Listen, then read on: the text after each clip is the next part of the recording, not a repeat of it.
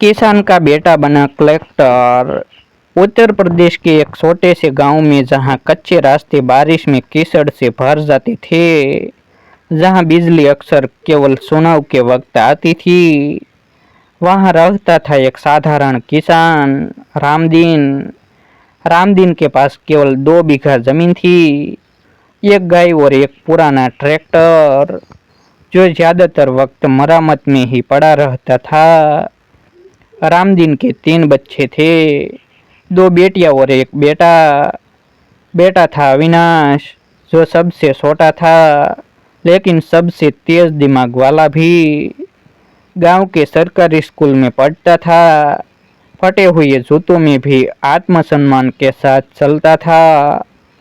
उसकी माँ कौशल्या अक्सर कहती, अविनाश तू पढ़ाई में बहुत तेज है, तो एक दिन बड़ा अफसर बनेगा।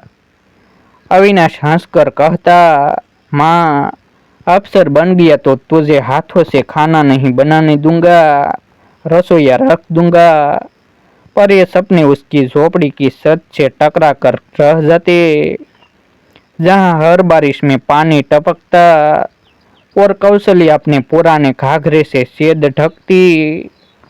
5वीं कक्षा तक तो वो स्कूल की फीस कुछ नहीं थी, पर 6ठी में आते ही यूनिफॉर्म, किताबें और कॉपियां महंगी लगने लगी।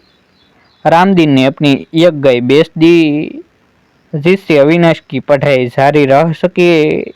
गांव में कई लोग रहते थे और कहते थे, अरे किसान का बेटा क्या अफसर बनेगा, खेत में ही हल चलाएगा।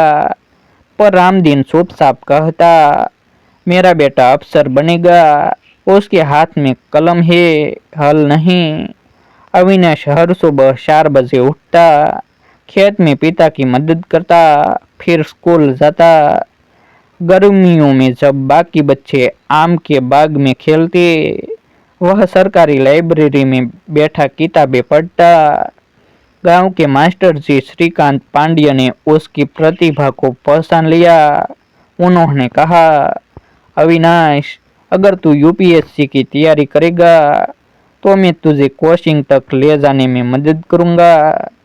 10वीं की परीक्षा में अविनाश ने जिले में टॉप किया, पूरे गांव में मिठाई बांटी गई। एक स्थानीय ट्रस्ट ने अविनाश को लखनऊ में आगे की पढ़ाई और कोचिंग के लिए स्कॉलरशिप दी। शहर का जीवन उसके लिए नया था, ट्रैफिक, मोबाइल, इंटरनेट और अंग्रेजी बोलते लोग। अविनाश एक छोटे से हॉस्टल में रहता, जहां हर रात वह एक ही सपना देखता, मैं कलेक्टर की कुर्सी पर बैठा हूँ और गांव वालों को बिजली और पानी दिला रहा हूँ। वह सुबह से शाम तक पढ़ता, न तो मोबाइल चलाता, न दोस्ती करता। कभी कभी जब पैसे नहीं होते तो भूखा रहकर भी वह किताबों में के पन्नों में डूबा रहता। पहला प्रयास असफल रहा, दूसरा प्रयास प्री निकल गया, मेंस में फेल। तीसरा प्रयास मेंस निकला, इंटरव्यू में रह गया। रामदीन ने कहा, अब खेती में हाथ बटाओ बेटा, बहुत हो गई पढ़ाई।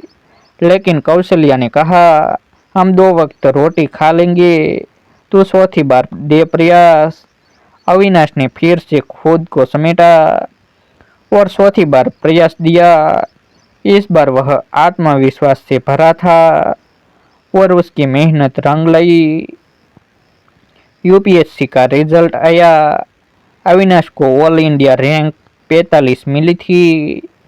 गांव के चौपाल में ढोल बजाए गए, घर के बाहर फूलों की माला सजाई गई।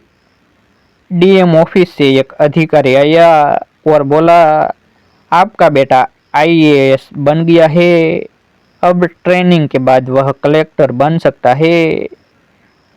रामदीन की आंखों में आंसू थे। उसने अविनाश को गले लगाए और कहा, अब मैं कह सकता हूँ कि मेरा बेटा मिट्टी से सोना बना है। अविनाश ने कहा, बाबूजी, आज से खेत में हल आप नहीं मजदूर चलाएंगे। और गांव में स्कूल की हालत मैं बदलूंगा।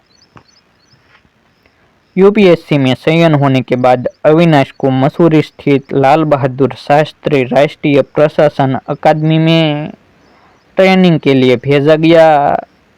वहां देश भर के प्रतिभाशाली युवकों से उसकी मुलाकात हुई। कोई डॉक्टर था, कोई इंजीनियर, कोई कॉरपोरेट छोड़कर आया था, तो कोई उसके जैसा गरीब किसान का बेटा। पहली बार अविनाश ने शेरवानी पहनी, आईएएस ऑफिसर की वर्दी में खुद को देखा तो उसे लगा जैसे उसका सपना सच में आकर ले चुका है। ट्रेनिंग में उसे प्रशासन, कानून, राजस्व, लोक सेवा, पुलिस प्रशासन, वित्त और बहुत से विषयों की गहन शिक्षा दी गई। लेकिन जो सबसे जरूरी सबक उसे मिला वो था, एक अफसर का काम सिर्फ कुर्सी पर बैठना नहीं होता, वो समाज की आत्मा का संरक्षक होता है। अविनाश को यह बात दिल से छू गई। उसने खुद से वादा किया कि मैं वो अफसर बनूंगा जो दरवाजा बंद करके नहीं, गांव की गलियों में घूमकर काम करेगा। ट्रेनिंग के बाद अविनाश को उसकी पहली पोस्टिंग मिली, मिर्जापुर जिला में बतौर एसडीएम, सब डिविजनल मजिस्ट्रेट।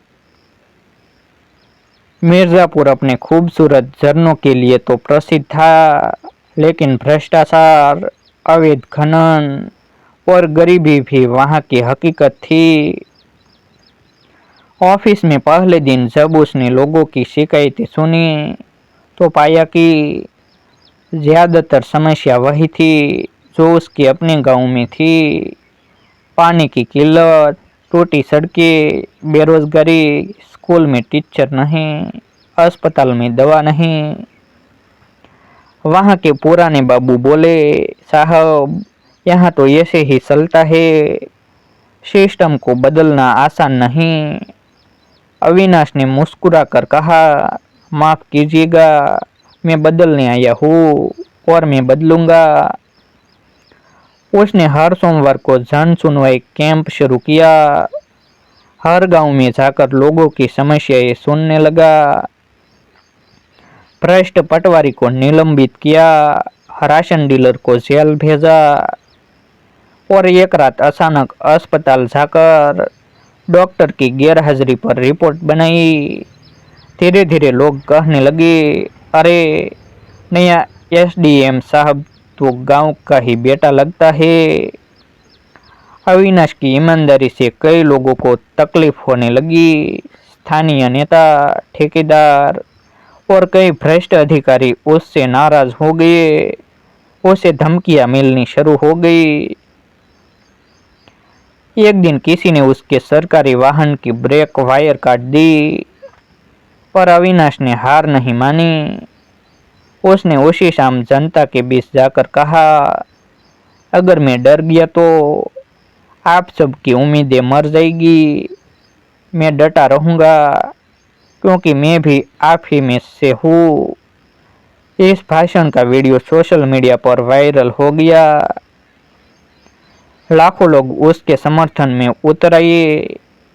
मुख्यमंत्री कार्यालय से भी बधाई संदेश आया।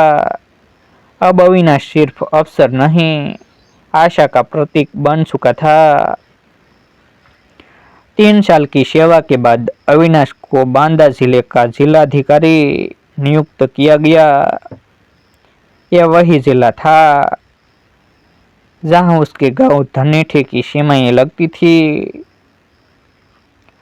पोस्टिंग के पहले दिन ही उसने सबसे पहले अपने गांव की ओर रुख किया। मीडिया, प्रशासन और गांव वाले सब उसकी अगवानी में खड़े थे। कौशल्या की आंखों में आंसू थे जब उसका बेटा सफेद कुर्ता पजामा और बिल्ला लगाकर जीप से उतरा। रामदीन चुपचाप खड़ा था, मगर उसके हाथों की कंपी बता रही थी कि वो कितना गौरवान्वित थे। अविनाश ने गांव के स्कूल में जाकर कहा, अब यह स्कूल मॉडल बनेगा, हर बच्चा पढ़ेगा, चाहे वो किसान का हो या मजदूर का। वह अपनी पहली मीटिंग में ही गांव में सड़क, पानी, स्वच्छता और डिजिटल शिक्षा के लिए बजट स्वीकृत करवा लाया। अब अविनाश कलेक्टर था, उसके पास सरकारी बंगला था, गाड़ी थी, स्टाफ था, मगर वह हर सप्ताह एक दिन अपने माँ बाप के साथ गांव में बिताता। एक दिन उसने कौशल्या से कहा, माँ अब तू चूल्हा मत जलाना, रसोईया है। कौशल्या बोली, बेटा अब जो तूने गांव बदल दिया वही मेरे लिए सबसे बड़ी सेवा है। रामदीन खेत के किनारे खड़ा होकर देखता कि अब सिंचाई के लिए बिजली दिन में मिलती है, खेत के पास सड़क बन गई है और सबसे बढ़कर गांव का बच्चा किताब लेकर स्कूल जा रहा है। अविनाश ने अपने नाम से कोई ईंट नहीं लगवाई, न किसी फोटो में चेहरा दिखाया। उसका सिर्फ एक वाक्य मशहूर था, मैं नहीं, मेरा काम बोलेगा।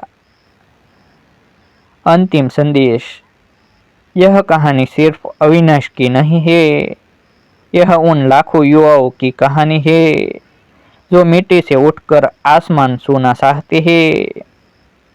यह कहानी बताती है कि गरीबी बाधा नहीं, एक परीक्षा है। अगर आपके इरादे सच्चे हो तो कोई भी ताकत आपको रोक नहीं सकती। ऐसे ही नए नए प्रेरणादायक वीडियो देखने के लिए हमारे यूट्यूब चैनल सब्सक्राइब करें, वीडियो को लाइक करें और अपने मित्रों के साथ शेयर करें। फिर मिलते हैं एक नई स्टोरी के साथ।